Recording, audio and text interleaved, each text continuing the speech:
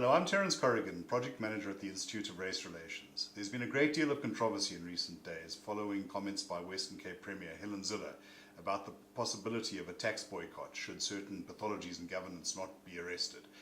Here to unpack the issue is our CEO, Frans Cronje. Well, thanks, Terence. We picked up the issue in a piece published in Business Day this morning, where we made a number of points. And the first point was that in many respects, South Africa already faces a considerable tax boycott.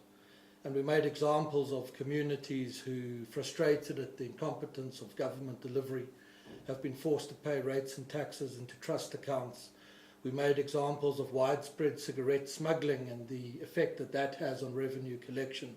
We also made the example, the case study coming out in our own analysis and in media reports last year, of data from Eskom that shows that in Soweto alone, customers billed directly by Eskom owed that utility 12 billion rand in unpaid electricity bills.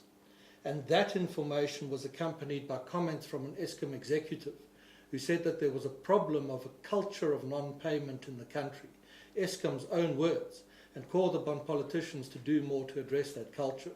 And a point we pick up on this morning is to say that such a culture doesn't just arise overnight, and the fact that it's still in place 20 years into democracy speaks to a degree of culpability on the part of the government and the ANC in sustaining the culture.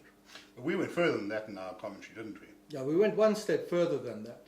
A lot of outrage directed at Mrs. Zille, saying her call is irresponsible, it would harm revenue collection, service delivery, the poor, etc. The point that we made is while an income tax boycott is impractical, if you wanted to replicate the effects of such a boycott, you probably couldn't do better than the current policies of the government and the cabinet, which in hounding out investment and therefore growth has the effect of reducing revenue collection to a considerable extent.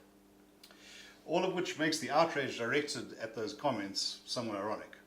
Support our work. Follow us on Twitter, log on to our website, irr.org.za, or become a friend of the Institute.